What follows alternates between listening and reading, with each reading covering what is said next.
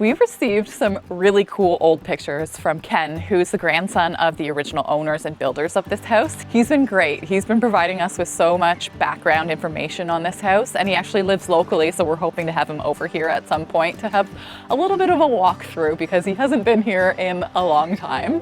But it's so cool to look back on these pictures because you can see how these spaces were used. You can see the indoor pool room. You can see the original wood paneling that's still intact today. What do you think, Griffin? He was the one that let us know that the pool used to have a flat roof and it used to have skylights. We had no idea that there was a diving board. This room looks so fun. The pool room still has the same window and sliding door.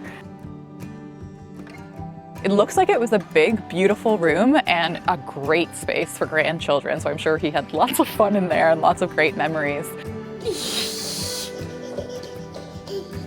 Ooh, Griffin.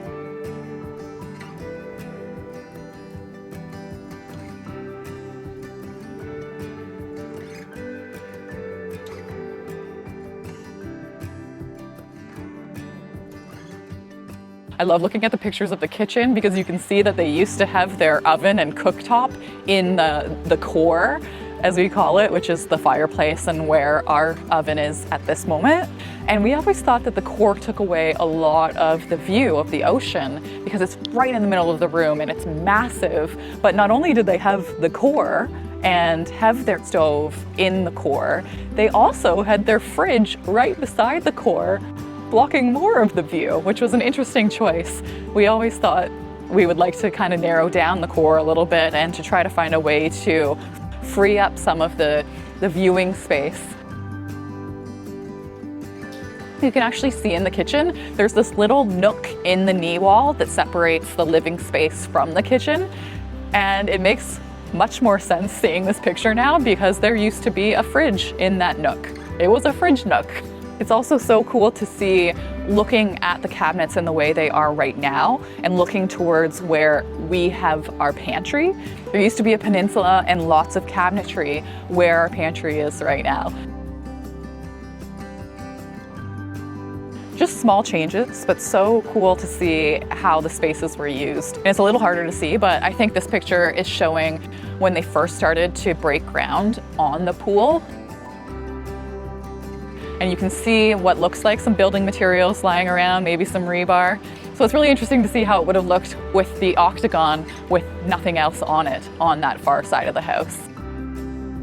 It's so neat to look back on these pictures because every home, every build, every renovation tells a story and there's a history. And that's why I love older houses, because they have that history, because families have lived their lives, have spent their time, have had cherished memories within these walls. There's something so beautiful about that. And there's also something so beautiful about buying a house like this, knowing that you're going to make it your own as well. So thank you for taking the time to find these and send us these pictures, Ken. And we are so looking forward to creating our own memories within these walls. Everything takes multiple steps and stages to accomplish. Like gutting the suite involves selling all of the furniture that we had in there or finding new places for them because we don't have the space anymore. We are fortunate because this indoor pool area and the in-law suite was extra space for us. We had moved into here and we're using it as an everything room, but we don't particularly need this space. We do have the other half of the house that we can live in. We just need to figure out a way to make that half work for us with everything that we have and how we use the house, because we have to find a place for Matt's office. We want to still be able to host people, so I'm thinking about building a temporary bedroom in the front hall space that's so big that you probably can build a bedroom there, but it will take some reworking of the existing fireplace that's at the front door. Thinking about shifting around the couches so that we have a TV viewing space and more space for Griffin to play. There's just a lot of moving parts at this point. And it's not just moving parts with the actual reno itself, it's moving parts with like visiting the building department in our area and figuring out what we can do with this space, and also trying to figure out what we want to do with the space at the same time. This is a big space. It's about 32 wide by 55 long. So that's just over 1,700 square feet. This whole house is around 4,000 square feet. So although we're losing just under half of the house's square footage, we're going to be able to make the other half of the house work for us while we figure out what we have to do here. It's not just as easy as just tear it down and build new. If we tore this house down to build new, we would be building it 100 feet back from the water and close to the road. So I understand when people say like it looks like a tear down, but our intention was always to renovate as much of this house as we could so that we do not change the location of the house. That is our number one priority. And I know we haven't shown you much of it, but the other side of the house that we'll be living in has a solid foundation from what we can see. It has a crawl space. We've been in the crawl space. We've checked out the cinder block. Everything looks good. Still needs to be updated, but in our opinion, it isn't a tear down. I actually really love the octagon and the bedrooms at the far end of the house. They will need to be reworked and we will need to figure out a way to make this house work for us, but that's part of the fun and part of the challenge. We love this house. It's not the most cohesive looking house, and that was one of the things that we wanted to address when we bought it. But that's the goal at the end of this, is to try to rework the existing floor plan, the existing footprint to make it work for us. And that's why we got it for the price that we did. And we knew coming in here that we had to allocate a good sized budget, knowing that we would have to deal with a lot of these issues. These are the sacrifices that we're making to be able to have a beautiful oceanfront property with 140 feet of oceanfront in a great neighborhood, close to town. There are so many positive aspects to this property and location that buying the house, we knew that the issues would be something that we wanted and needed to tackle, because knowing that we needed to tackle these issues allowed us to get the house at the price that we did.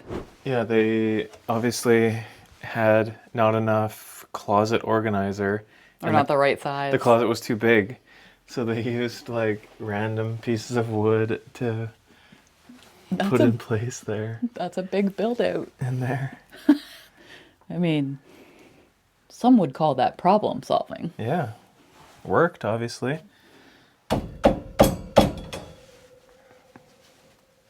Been working for a while. They either mismeasured or were reusing this from a different closet and just making it work. That was my first thought. We can reuse this. Oh yeah, this is nice. We could put it in that storage room. That's why I laughed at this extender. We could make some sort of extender. Yeah, to make it work for where we need it. Mm-hmm. Yeah. Now that we're losing half of our house, we're gonna need some room to put things. Yeah, and we're just gonna have to streamline and get rid of things. Yeah.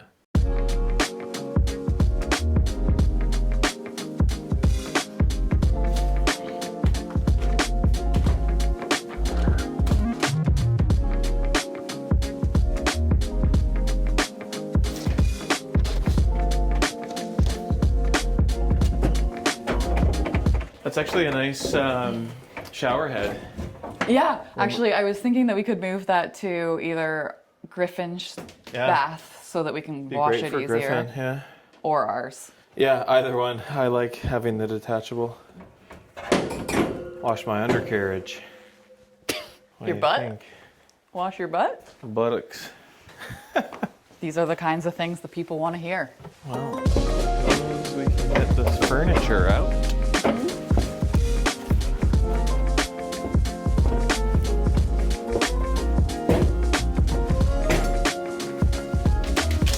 I could put it on Marketplace for free.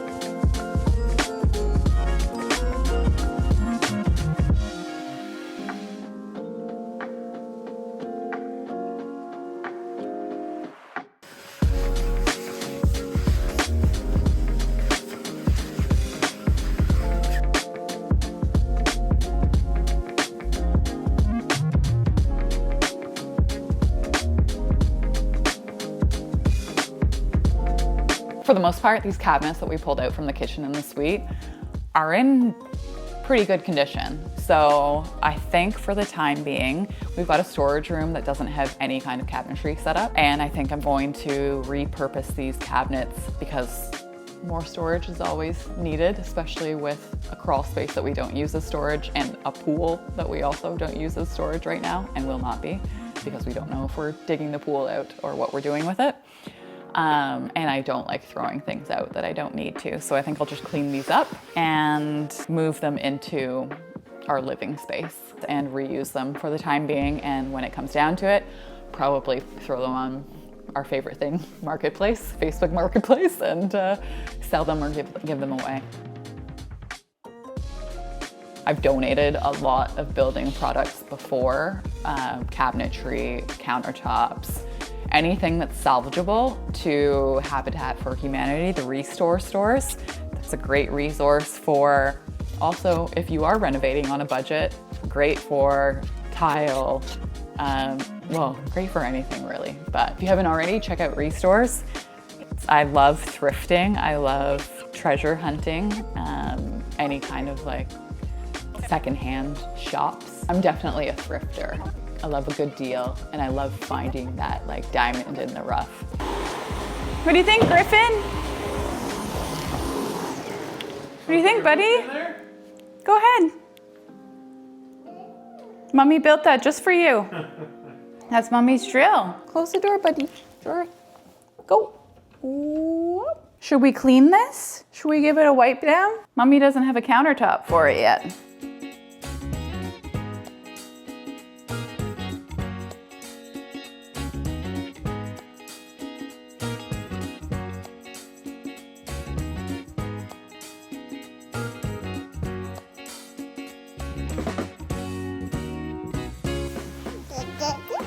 What's that?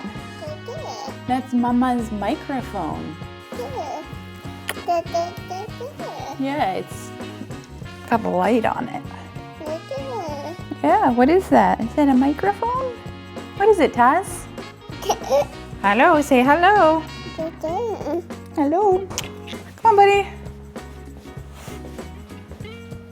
I'm gonna continue to work my way out of the suite, but still got the closet, the bathroom, and the bedroom to gut. Trying to keep things contained and trying to shift things out of this space and out of the pool space as we go. So main priority right now is just getting this suite completely gutted and uncovering more of the pool outline as well. But it's Thanksgiving long weekend here in Canada, so we're taking some time to enjoy friends and family, and then tomorrow morning we're actually heading out to Tofino, one of our favorite places ever, for at least a night, maybe two. We haven't figured that one out yet, for a little family adventure. That's one of the beautiful things about being on the island, is that you're so close to so many incredibly beautiful places, and we want to take advantage while the weather's still good, so we're going to make a trip out to the other side of the island on the west coast and watch the sunset.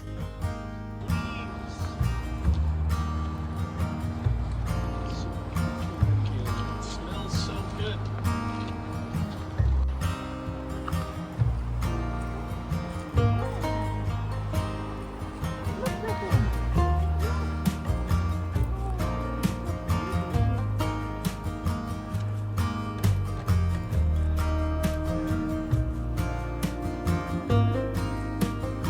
I feel it deep down in my bones that there is something so magical about Vancouver Island. That's what drew me out here. That's why I uprooted my whole life to live here. And that's why I'm so happy to be raising my family here.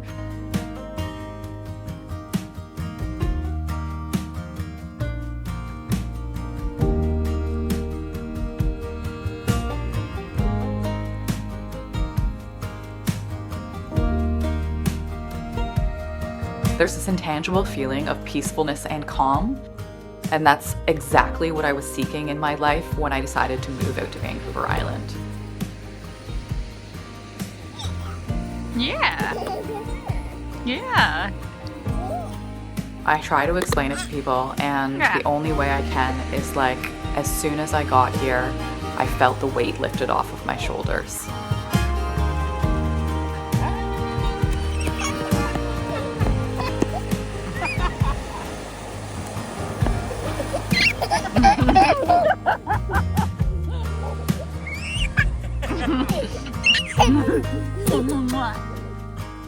sound of the waves, the salty air, the mossy trees, watching Griffin run around on the beautiful sandy beaches.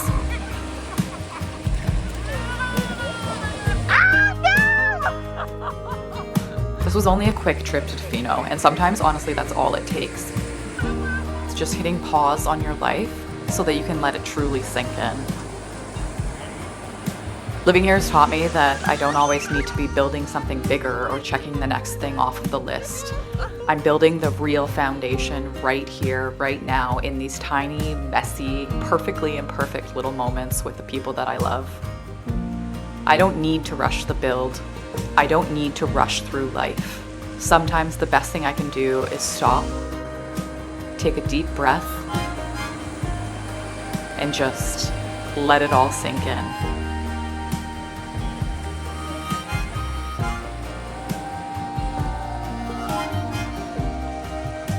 Because if we're always rushing to what's next, then we miss the good stuff that's happening right here and right now. And I don't want to miss a thing.